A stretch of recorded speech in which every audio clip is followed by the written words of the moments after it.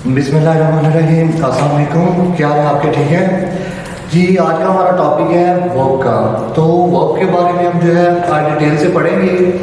तो आज का जो हमारा वर्क का टॉपिक है ये इसको हम इतना थारोली करेंगे कि ये मैट्रिक, इंटर, एप्लीकेट और कोई भी कंपेटिटिव एग्जाम है तो उसमें हमें जो है वो इक्वली आप कह सकते हैं कि वो उसके लिए इम्पोर्टेंट है आज का टॉपिक। तो सबसे पहले वर्ब जो है इसकी हम डेफिनेशन करेंगे, देखेंगे इसका इंट्रोडक्शन के वर्ब होता क्या है। उसके बाद फर्दर इसकी जो टाइप्स हैं, इसकी जो फॉर्म्स हैं और जिस तरह से ये हमें डिफरेंट पेपर्स में आता है तो उस लिहाज से हम इसको डिस्कस करेंगे जी। सबसे पहले वर्ब क्या होता है? A word that shows an action और state of a subject is called verb.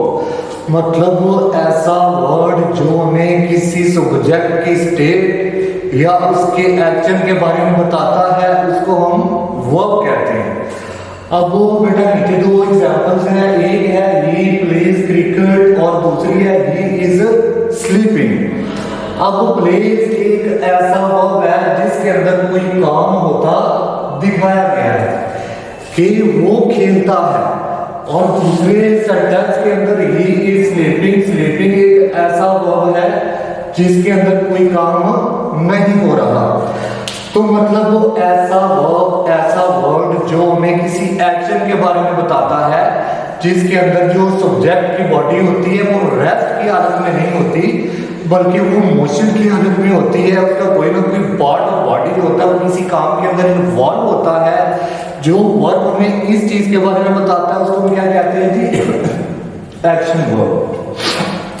और इसके अलावा ऐसा वर्ब जिसके अंदर बॉडी मोशन लेस होती है, कोई पार्ट ऑफ बॉडी किसी मोमेंट के अंदर किसी मोशन के अंदर इन्वॉल्व नहीं होता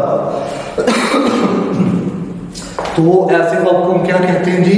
ऐसे वर्ब को हम स्टेटिव वर्ब कहते हैं। जैसे कि ही स्लीपिंग, तो स्लीपिंग के अंदर आपको पता है कि जो बॉडी है वो क्या है? मोशन की हालत में नहीं होती। इसी तरह मैं खड़ा हूँ, आई एम स्टैंडिंग, मैं बैठा हूँ, आई एम सिटिंग। तो इनके अंदर क्या है? कोई मूवमेंट जो है या कोई एक्शन या कोई हरकत नहीं हो रही। तो ऐसे वर्ब्स को हम क्या कहते हैं? स्टेटिव वर्ब्स कहते हैं। और जिनके अंदर हमारा कोई भी पार्ट ऑफ बॉडी जो है वो किसी मूवमेंट के अंदर इन्वॉल्व होता है, किसी हरकत के अंदर इन्वॉल्व होता है। अगर मैं बोल भी रहा हूं तो इसका मतलब जो है मेरी जो टंग है, मेरी जो जुबान है, अब वो मूवमेंट कर रही है। तो इसका मतलब है कि ये ऐसा वर्ड जो मेरी बोलने की मूवमेंट को जाहिर करेगा वो कौन सा वर्ब होगा? एक्शन वर्ब होगा। ठीक है जी। उसके बाद बेटा हम आते हैं वर्ब की इंपॉर्टेंस की तरफ कि वर्ब की एक सेंटेंस में इंपॉर्टेंस कितनी होती है।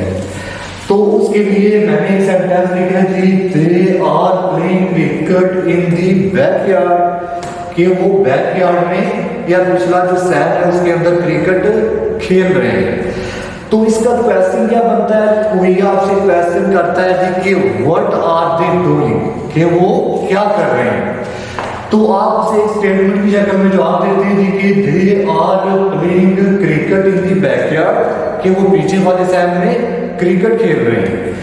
तो इसमें हमने किसकी इंपॉर्टेंस को जज करना है? इसमें हमें वर्ब की इंपॉर्टेंस को देखना है। तो इधर हमारा वर्ब क्या है जी? प्लेइंग है। और बेटा इंपॉर्टेंस इसकी देखने के लिए हम सबसे पहले क्या करते हैं जी? इस सेंटेंस का जो लास्ट पार्ट है इसको इरेज कर देते हैं। तो सेंटेंस सिर्फ याद रखना जाता है दे आर प्लेइंग क्रिकेट। तो अभी भी इट इज मेकिंग सेंस, अभी भी सेंटेंस की समझ आ रही है कि वो क्या कर रहे हैं? क्रिकेट खेल रहे हैं। अब हम ऐसा करते हैं कि अब हम क्रिकेट को भी खत्म कर देते हैं और सिर्फ सेंटेंस को यहां तक रहने देते हैं। अब सेंटेंस हमारा कुछ यूं बन जाता है कि दे आर प्लेइंग। अभी भी सेंटेंस की समझ आ रही है। अब हम क्या करते हैं जी कि इसका सब्जेक्ट और इसका जो हेल्पिंग वर्ब आर है इन दोनों को खत्म कर देते हैं। अब सिर्फ और सिर्फ हमारे पास वर्ब जो है वो रह जाता है प्लेइंग। तो प्लेइंग भी कंप्लीट सेंस दे रहा है। जब आपसे कोई क्वेश्चन करता है कि वो क्या कर रहे हैं तो आप उसका आंसर देते हैं प्लेइंग, कि वो खेल रहा है। तो इसका मतलब एक ऐसा वर्ड है, वर्ब जो है वो एक ऐसा वर्ड है जो अगर अकेला भी आप यूज करते हैं तो वो अकेला भी कंप्लीट सेंस देने की सलाहियत रखता है। तो इससे मुराद ये है कि जितने भी पार्ट्स ऑफ स्पीच है उनके दरमियान जो वर्ब है वो चैंपियन की हैसियत रखता है। अब वो हम डिस्कस करते हैं कि वर्ब की जो फॉर्म्स हैं वो हमारे पास कितनी होती हैं जी। तो वर्ब्स की कितनी फॉर्म होती हैं कि कोई कहेगा वर्ब की 3 फॉर्म होती हैं, कोई कहेगा 4 होती हैं, कोई कहेगा 5 होती हैं। तो मैं आपको बताता हूँ बेटा वर्ब की जो फॉर्म्स होती हैं वो होती हैं 6 कैसे होती हैं आज देखते हैं। मैंने एक वर्ड लिया है गो। अब जो गो है इसकी बेस फॉर्म है, उसकी जो प्रेजेंट फॉर्म है वो क्या है जी गोज, और इसकी पास्ट फॉर्म क्या है जी वेंट, और पास्ट पार्टिसिपल फॉर्म इसकी है गॉन। इसी तरह प्रेजेंट पार्टिसिपल इसकी फॉर्म है गोइंग, और इसी तरह इंफिनिटिव फॉर्म इसकी क्या है टू गो। इसी तरह कोई भी एक वर्ड है उसकी हम 6 फॉर्म जो है वर्ब की बना सकते हैं। कोई भी वर्ड है जैसा कि वर्ड हम ले लेते हैं जी, वर्ड हमारे पास है बी। अब बी की जो प्रेजेंट फॉर्म है इसके अंदर हमारे पास आ जाता है इज, एम, और इसकी पास्ट फॉर्म के अंदर हमारे पास आ जाता है वाज और वर्ड, और इसकी पास्ट फॉर्म के अंदर हमारे पास क्या आ जाता है ये पास्ट फॉर्म है, और इसकी जो पास्ट पार्टिसिपल फॉर्म है इसके अंदर हमारे पास आ जाता है जी बिन। इसके बाद हमारे पास इसकी जो प्रेजेंट पार्टिसिपल फॉर्म है उसमें बी के साथ हम आईएनजी लगाते हैं तो ये क्या बन जाता है बीइंग, और इसकी जो इंफिनिटिव फॉर्म है वो टू के बाद हम बी लगाते हैं टू बी, तो ये क्या बन जाता है इसकी इंफिनिटिव फॉर्म। इसी तरह हम वर्ड ले लेते हैं हैव। अब वो हैव जो है ये इसकी बेस फॉर्म है, इसकी प्रेजेंट फॉर्म हमारे पास क्या होती है जी हैज। इसी तरह इसकी पास्ट फॉर्म होती है हमारे पास हैड, और इसी तरह इसकी पास्ट पार्टिसिपल हमारे पास फॉर्म होती है हैड, और इसी तरह इसकी प्रेजेंट पार्टिसिपल जो फॉर्म है वो होती है हैविंग, और इसी तरह जो इसकी इंफिनिटिव फॉर्म होती है वो हमारे पास होती है टू प्लस हैव। तो इस तरह बेटा कोई भी वर्ब है उसकी हम जो है 6 फॉर्म इस तरह से बना सकते हैं, और सेंटेंस के अंदर इनका अपना अपना जो है वो फंक्शन होता है, अपना अपना इनका यूज होता है सेंटेंस के हिसाब से, वो भी आगे जाकर हम इसको डिस्कस करेंगे। इसके बाद जो वर्ब की सबसे पहली फॉर्म होती है बेस फॉर्म होती है या प्रेजेंट फॉर्म होती है, इसका यूज हम किधर किधर करते हैं इसको हम डिटेल से पढ़ लेते हैं जी। बेस फॉर्म वर्ब की या जो वर्ब की प्रेजेंट फॉर्म है इसका यूज हम करते हैं जी 3 तरह से। सबसे पहले मैंने एक सेंटेंस लिखा है द अर्थ रिवॉल्व्ड या रिवॉल्व्स अराउंड द सन। तो इधर जो मैंने ऑप्शन रखे हैं वो रखे हैं जी 4, एक है रिवॉल्व, एक है रिवॉल्व्ड और एक है रिवॉल्व्स। तो हमें सिलेक्ट क्या करना होता है जी, हमें सिलेक्ट करना होता है correct option, not the best option. अब ये है कि हमारा जो सब्जेक्ट है दी अर्थ ये है सिंगुलर, इसके साथ रिवॉल्व तो आ नहीं सकता क्योंकि सिंगुलर के साथ आपको पता है जब हम बेस फॉर्म का वर्ब की बेस फॉर्म यूज करते हैं तो बेस फॉर्म के साथ उसको प्रेजेंट बनाने के लिए उसके साथ हम एस या ई एस का क्या करते हैं जी इजाफा करते हैं। तो जब वो हमारा सब्जेक्ट सिंगुलर होता है तो इसके साथ वर्ब की बेस फॉर्म नहीं आती, उसके साथ एस या ई एस हम ऐड करते हैं। अब वैसे भी इसके साथ वर्ब की सेकंड फॉर्म क्यों नहीं आती? सेकंड फॉर्म बेटा इसके साथ इसलिए नहीं आती क्योंकि ये एक यूनिवर्सल ट्रूथ है, और जो यूनिवर्सल ट्रूथ होता है उसके साथ हम हमेशा क्या करते हैं वर्ब की फर्स्ट फॉर्म यूज करते हैं। और वर्ब की फर्स्ट फॉर्म यूज करने का जो सही तरीका है वो आपको पता है कि अगर हमारा सब्जेक्ट क्या है जी सिंगुलर है तो उसके साथ हम वर्ब की फर्स्ट फॉर्म के साथ एस ई एस या आई ई एस का इजाफा कर देते हैं। तो इसकी जो करेक्ट ऑप्शन है वो क्या होगी जी रिवॉल्व्स। उसके बाद दूसरा सेंटेंस हमारे पास है द डॉग्स बार्क्स बार्क या बार्क्ड एट नाइट। अब इधर भी हमारे पास क्या है जी, तीन ऑप्शंस है, एक है बॉक्स, एक है बाग और एक है जी बाग। अब इधर भी हमने करेक्ट ऑप्शन चूज करनी है, बेस्ट ऑप्शन चूज नहीं करनी, क्योंकि जब सेंटेंस हमारे सामने आता है तो वर्ब की फॉर्म्स को देखकर हमें सारी फॉर्म्स क्या लगती हैं, करेक्ट लगती हैं, ठीक लगती हैं, और हम क्या करते हैं उधर से बेस्ट फॉर्म ढूंढने की तरफ लग जाते हैं। लेकिन हम क्या कर रहे हैं, हम इसका प्रॉपर रूल पढ़ रहे हैं कि किधर किधर इसकी बेस फॉर्म आनी है वर्ब की। तो अब इस सेंटेंस में क्या है, डॉग्स बाग्स बाग या बाग्ड एट नाइट, कुत्ते रात के वक्त क्या करते हैं, भौंकते हैं। इसके साथ भी जो बाग्स की फॉर्म है वो नहीं आएगी, क्योंकि इधर हमारा वर्ब जो हमारा सब्जेक्ट है वो क्या है, प्लूरल है, और जब हमारा सब्जेक्ट प्लूरल होता है तो उसके साथ आपको पता है वर्ब के साथ हम एस या ईएस का इजाफा नहीं करते। तो उसके बाद इसके साथ बाग्ड नहीं आएगा, बाग्ड इसके साथ नहीं आएगा, इसके साथ आएगा बाग। और बाग क्यों आएगा, क्योंकि ये हमारे पास क्या है कि एक हैबिट है, ये हमारे पास हैबिट है, क्योंकि कुत्तों का काम ही भौंकना होता है, ये उनकी आदत होती है। और बेटा जहां पर हैबिट आ जाती है उसके साथ भी आप क्या करते हैं, हमेशा वर्ब की फर्स्ट फॉर्म यूज करते हैं। उसके बाद तीसरा सेंटेंस हमारे पास है कि ही गोज रेंट या will go to Baker House college daily. तो अब हमारे पास जो सब्जेक्ट है वो है जी ही, इसके साथ वो मैंने यूज किया है, वो इसके साथ नहीं आएगा, क्योंकि हमारा सब्जेक्ट सिंगुलर है और सिंगुलर के साथ वर्ब की बेस फॉर्म ई एस या एस के बगैर यूज नहीं होती। तो उसके बाद हमारे पास गोज है, उसके बाद रेंट है, रेंट भी नहीं आएगा, उसके बाद विल गो है, ये भी नहीं आएगा, इसके साथ क्या आएगा जी, गोज आएगा। अब क्वेश्चन ये है कि गोज क्यों आएगा। अब बेटा he goes to Baker House college daily. अब इधर किसको डिस्कस किया जा रहा है, इधर किसी बंदे की रूटीन को डिस्कस किया जा रहा है, और जहां पर भी रूटीन आ जाती है तो उसके साथ भी हम क्या करते हैं, उसके साथ भी हम वर्ब की फर्स्ट फॉर्म यूज करते हैं।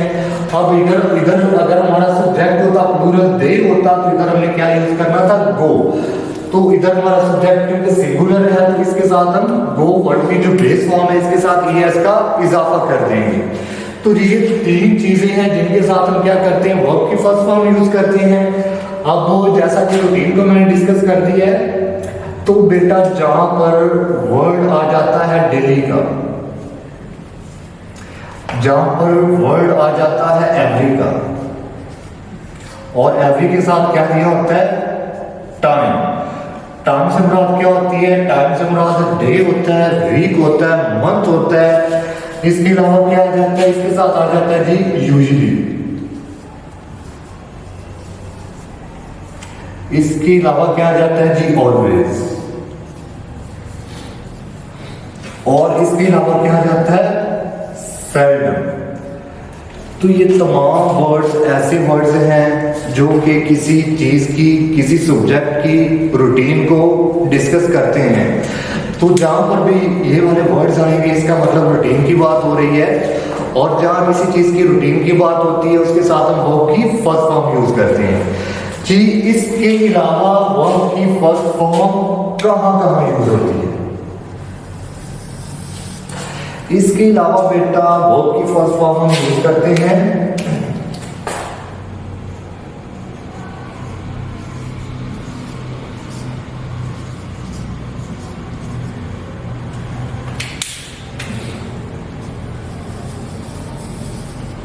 इसके अलावा वर्ब की फर्स्ट फॉर्म हम यूज करते हैं मॉडल वर्ब्स के साथ। अब ये बेसिकली जो मॉडल वर्ब्स होते हैं ये हेल्पिंग वर्ब्स होते हैं, ठीक है। और हेल्पिंग वर्ब क्योंकि आपको पता है सेंटेंस में मौजूद किसी दूसरे वर्ब की जो है वो हेल्प कर रही होते हैं, तो इसलिए उनके साथ एक और वर्ब यूज होता है, और मॉडल वर्ब्स के साथ हमेशा वर्ब की बेस फॉर्म यूज होती है। आइए देखते हैं, जैसा कि मॉडल वर्ब में हमारे पास आता है जी कैन,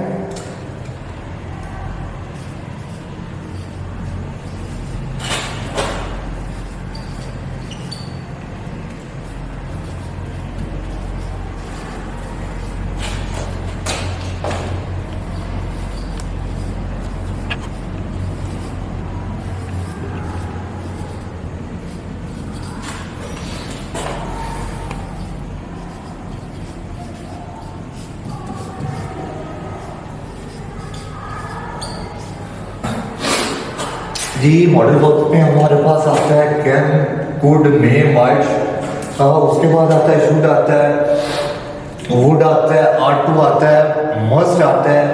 ये सारे के सारे हमारे पास क्या है जी, मॉडल वर्ब्स हैं। तो मॉडल वर्ब्स के अलावा भी हम देख लेते हैं, डिस्कस कर लेते हैं ऐसे कौन से वर्ब्स हैं जिनके साथ हमेशा वर्ब की फर्स्ट फॉर्म आती है, तो उनको भी हम राइट डाउन कर लेते हैं।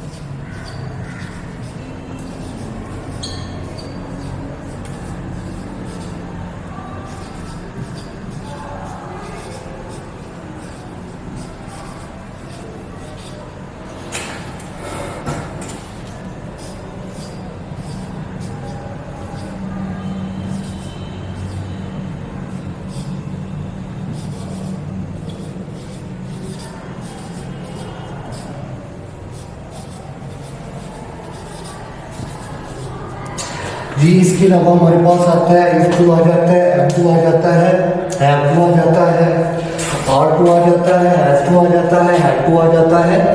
उसके बाद यूज टू आ जाता है, can't, am, but, would sooner, would rather, dare not, need not और नीड ओनली। तो ये वर्ड्स बेटा जहाँ भी आते हैं इनके साथ वर्ब की क्या आती है, फर्स्ट फॉर्म आती है। इनमें जो मोस्ट इंपॉर्टेंट है, जो ज्यादातर कंपेटिटिव एग्जाम्स में आते हैं, एमडी कैट में आती हैं, वो वर्ड्स हमारे पास ये वाली वर्ड्स की सारी लाइन है। इनको हम डिस्कस करेंगे क्योंकि इंग्लिश के अंदर बेटा क्या होता है, every rule has a exception.